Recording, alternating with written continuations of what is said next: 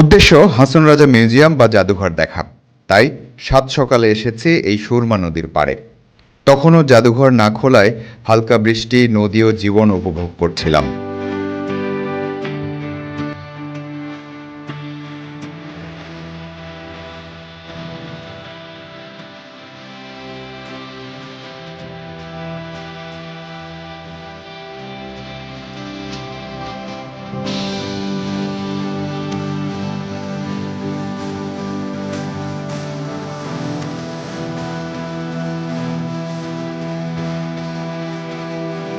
তার আরও বেশ কিছুক্ষণ পর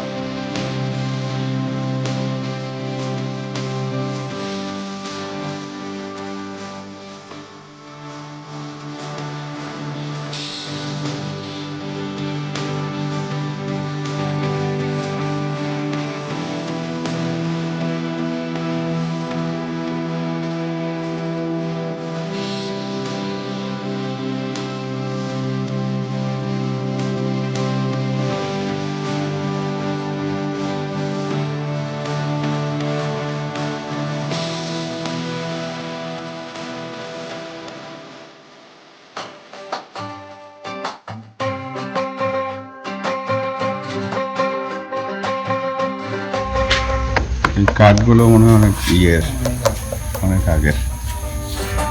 এই বাড়িতে থাকতো হাসন রাজা না? এই দিক দিয়ে একটা গেট আছে, মনে হয় এইটাই মূল গেট ছিল।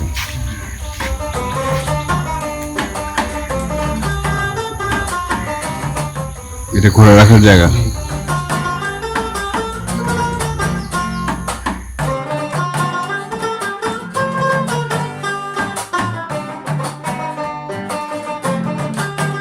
এখানে তার মানুষ থাকে এখন না? এটাও হাসন রাজার বসবাসের জায়গার একটা অংশ। সুনামগঞ্জ সফরের একেবারে শেষ দিনে খুব সকালে আমরা উঠেছি ঘুম থেকে, কারণ যে কোনো জায়গায় গেলে আমার নদী দেখার প্রতি একটা বিশেষ দুর্বলতা আছে। আমরা সুরমা নদী দেখতে এসেছিলাম, কিন্তু বৃষ্টির কারণে নদীতে নামা হয়নি। তখন ঠিক সুরমা নদীর পাড়েই হাসন রাজার মিউজিয়াম আছে, সেই জায়গাটা আমরা দেখতে আসি। সেখানে এসে আমরা আসলে এত সকালে এসেছি যে মিউজিয়াম খোলার সময় হয়নি, কিন্তু এই জায়গাটা দেখতে এসে ঠিক আশপাশ দিয়ে স্থানীয় যারা আছেন তাদের তথ্য জেনে আমরা যে জায়গাটাতে এসে পৌঁছেছি সেটা আসলে হাসন রাজার বসবাসের বা বাসস্থানের একটা অংশ ছিল। এই জায়গাটা হয়তো অনেকেই আসে না, কিন্তু কারণ সামনের অংশটুকুতে মিউজিয়াম আছে, পেছনে যে এরকম একটা জায়গা আছে অনেকের হয়তো ধারণা নেই। এটা দীর্ঘদিন থেকে বন্ধ আছে আমরা জানতে পেরেছি। নিশ্চয়ই এটা রক্ষণাবেক্ষণের স্বার্থে হয়তো এমনটা হতে পারে। মিউজিয়ামে যদি যেতে পারি তাহলে ভেতরে কি কি আছে সেটা দেখতে পাবো। আমার ঠিক ডান পাশটাতে শুনেছি যে টিনের যে ঘরটা আছে এটা হাসন রাজার ঘোড়াশালা ছিল, মানে ঘোড়া থাকতো এখানে।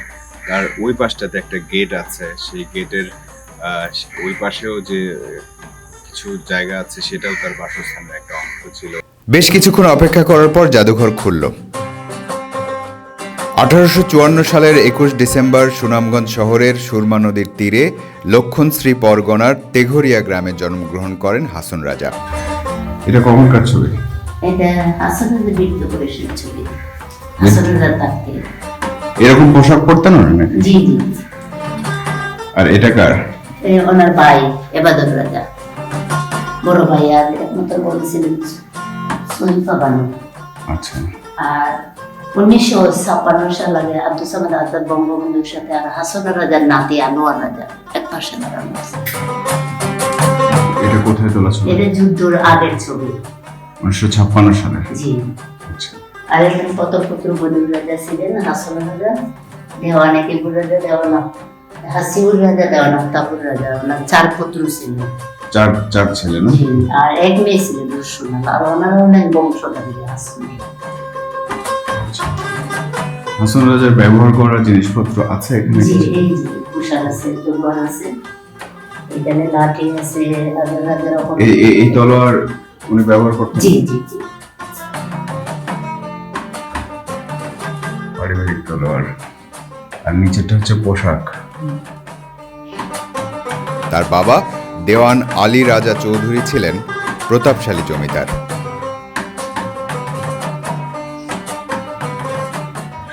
সাথে পড়া ছবি।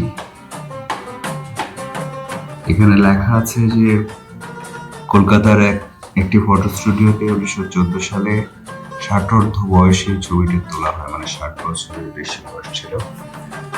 আর এটা হচ্ছে যে লাঠি, যেটা তিনি শেষ বয়সে ব্যবহার করতেন। তারপর এটাকে খড়ম বলে না,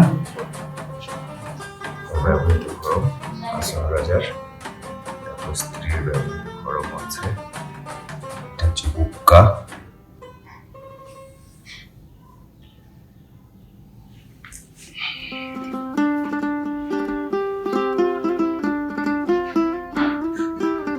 তারপরে এগুলো সব আঁকা ছবি। এটা হচ্ছে তার জমিদারি মৌজার ম্যাপ রাখার বাক্স।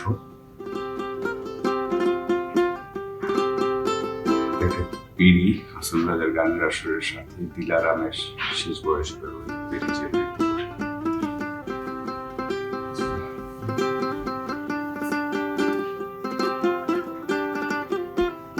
এটা জিনিসটা চমৎকার, নারকেল করার জন্য এটা ব্যবহার করা হতো 100 বছরের বেশি পুরনো। এই কলসিতে কাঁচা পয়সা রাখতেন রাজা।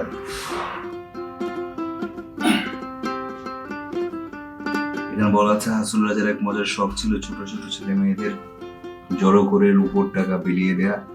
বাচ্চারা তখন হুটো বুটো করে কুড়িয়ে নিত। এ দেখে হাসান রাজা খুব মজা পেতেন। কথিত আছে এই কলসি থেকে মুঠি মুঠি করে পয়সা বিলিয়ে দিতেন। সেই সময় জন্ম হলে আমরাও কিছু পয়সা পেতে পারতাম। হাসন রাজার হাতের লেখা আছে এখানটাতে।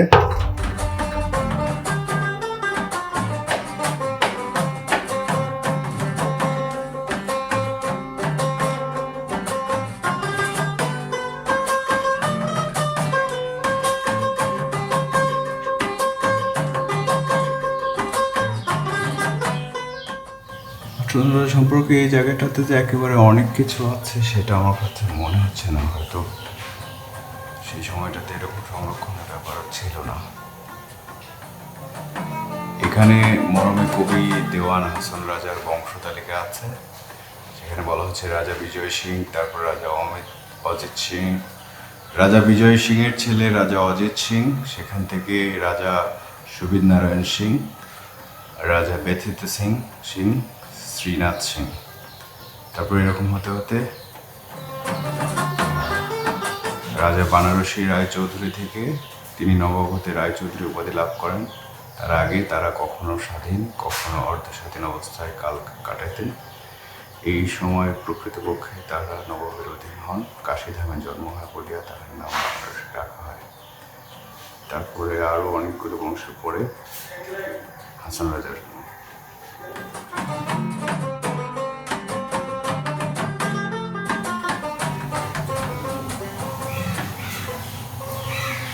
এই মোটামুটি মিউজিয়াম। এই যে লোকে বলে বলে রে ঘর বাড়ি বালা না আমার, কি ঘর বানাই বা আমি শুনলাম মাঝে।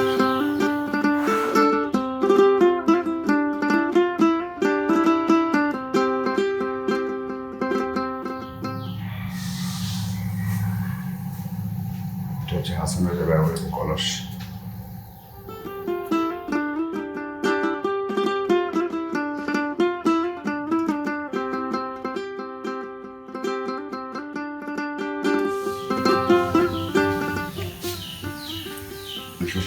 সালে হাসন রাজার বংশধর কর্তৃক ব্যবহৃত টেপ রেকর্ডার।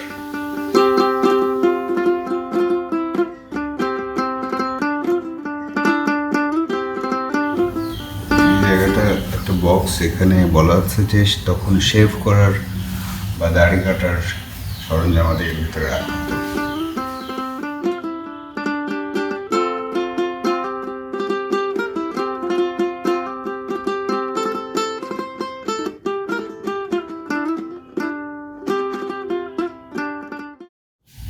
এখানে হাসন রাজার ব্যবহৃত আরো কিছু জিনিসপত্র আছে।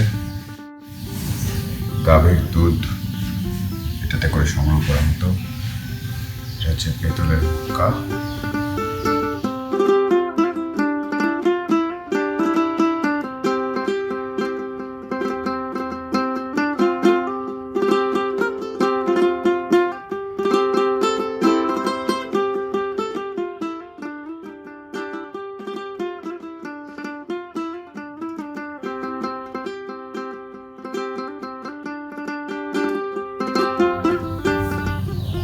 এটা কি?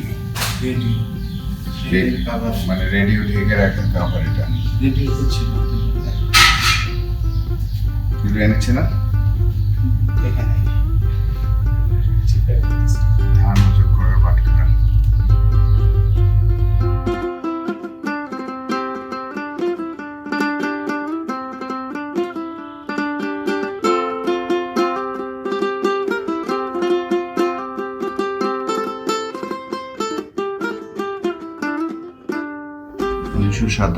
উনিশশো 17 সালের রেডিও।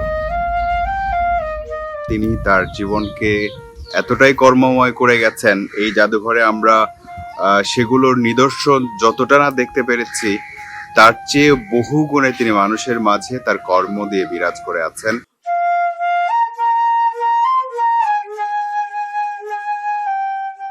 আজ ঢাকায় ফেরার দিন। যাবার পথে কিছু ভিন্ন দৃশ্য ধারণ করতে চাই, যা গত কয়েকদিনে দেখেছি। এই জগন্নাথপুর উপজেলায় প্রবাসী বাংলাদেশিদের তৈরি করা অনেক আলিশান বাড়ি আছে, যা বছরের বেশিরভাগ সময় খালি থাকে।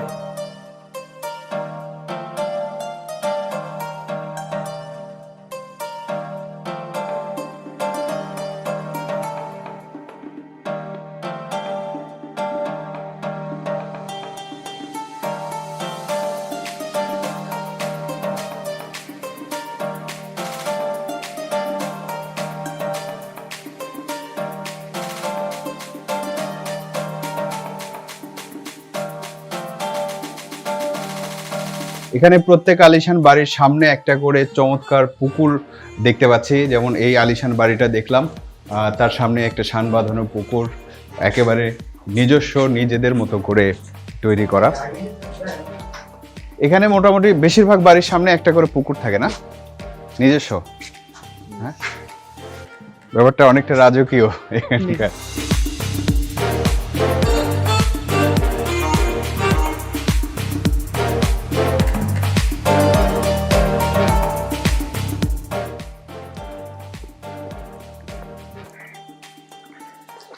আমরা এটা এই যে পুকুর ঘাটের যে ছাদটা, সেটার উপরে উঠে ওই বাড়িটা দেখার চেষ্টা করব। দেখি এই পাশ দিয়ে ছাদে যাওয়া যাবে। মানে এদিকে এত আলিশান বাড়ি করে রাখা, কিন্তু এই জিনিসগুলো যে কেউ উপভোগ করবে তেমন লোকজন সম্ভবত নাই। এই কারণে একেবারে শ্যাওলা ধরে গেছে।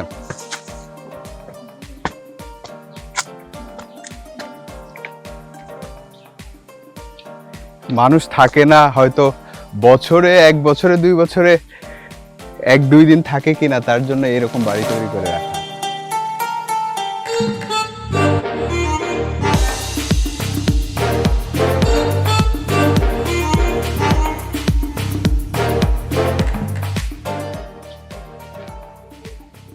এসব এলাকায় একটু পরপরই মসজিদ, মাদ্রাসার সুন্দর সুন্দর বাড়ি চোখে পড়ে। তেমনি আরেকটি নতুন মসজিদ দেখুন।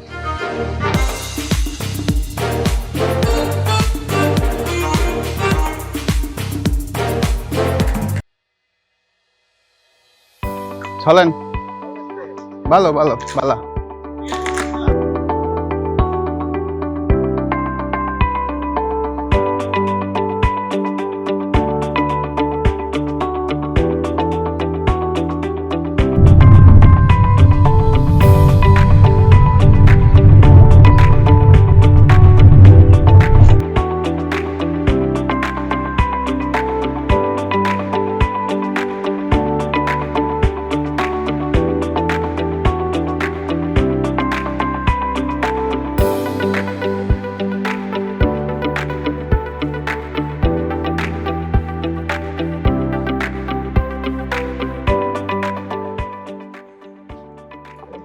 সুনামগঞ্জ সফরের একেবারে শেষে এই বাড়িটা চোখে পড়লো।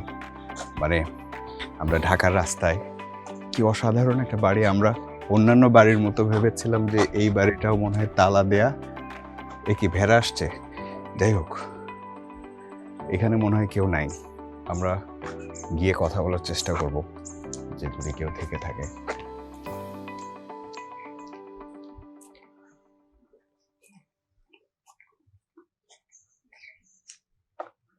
আসসালামু আলাইকুম, ভালো আছেন? না, আমরা ঢাকার দিকে যাচ্ছিলাম, এত সুন্দর বাড়ি দেখে ঢুকলাম যে কার বাড়ি। এমনি এমনি আপনারা থাকেন এখানে না? ও আচ্ছা, এমনি আমরা ভাবছি যে দেখে যাব জাস্ট আমরা, সেজন্য সুন্দর একটা বাড়ি। অনেক সুন্দর। তো এটা কবে করা? 2 বছর হয়েছে। আপনি থাকেন? আপনার ফ্যামিলি আর কেউ থাকে না এখানে? লন্ডনে থাকে? আপনি যান নাই? গিয়ে আবার ঘুরে আসেন?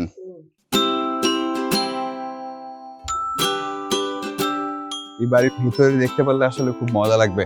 আমরা জানি না আমাদের ক্যামেরাতে জায়গা আছে কিনা, তারপর আমরা ট্রাই করে দেখতে পারি যে ভেতরে যাওয়া যায় কিনা।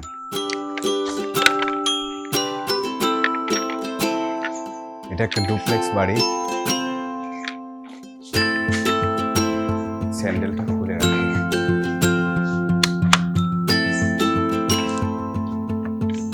কি সুন্দর, বাড়িতে লোকজনই নাই।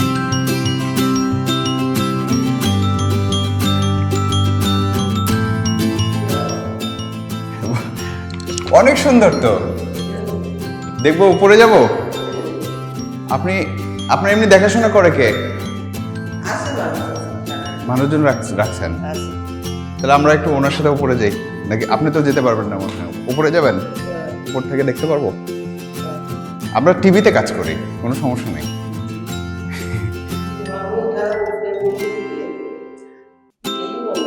আপনি ওই লন্ডনে ওরা কোন দিকে থাকে? লন্ডন শহরেই থাকে? ভেতরে ওই যে ব্রিকলেন আমি গেছি ওই জায়গাগুলোতে। অনেক সুন্দর সুন্দর বাড়ি দেখলাম এই এলাকায়, জগন্নাথপুরে, বুঝছেন? এই বিল্ডিং করতে তো অনেক সময় লেগে গেছে মনে হয়। হ্যাঁ, এই পাশে বারান্দা না লাগানো, ওই এই সিঁড়ি দিয়ে উপরে যায়। কি চমৎকার ঝাড়বাতি, এগুলো জ্বালালে অনেক। দেখে 1-2টা লাইট জ্বালানোর চেষ্টা করি।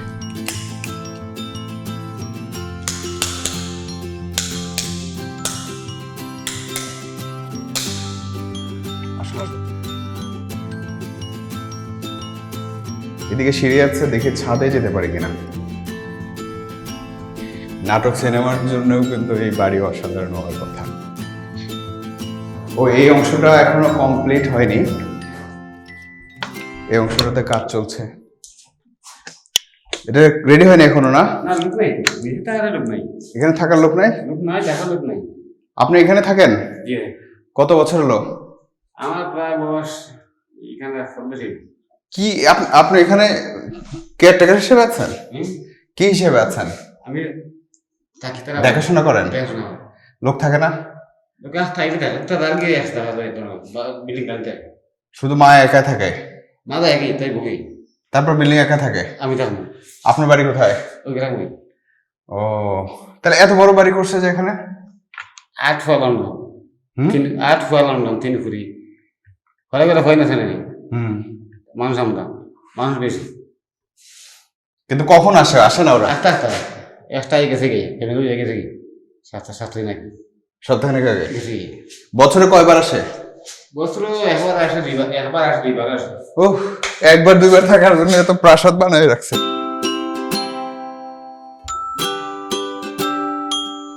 আসি, আসসালামু আলাইকুম।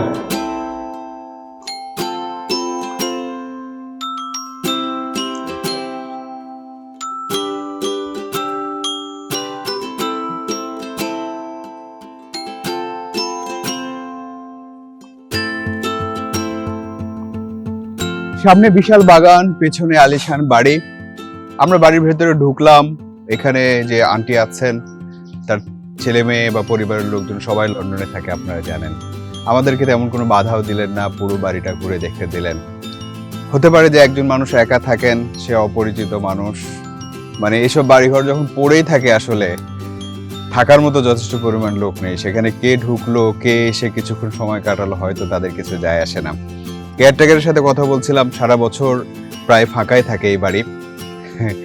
আপনারা যদি এর কথা শোনার পরেও যদি কারো যদি কেয়ারটেকার হয়েও এরকম বাড়িতে থাকতে ইচ্ছা হয়, আসলে আমার কিছু বলার নেই, আমার আসলে ঢাকায় যেতে হবে।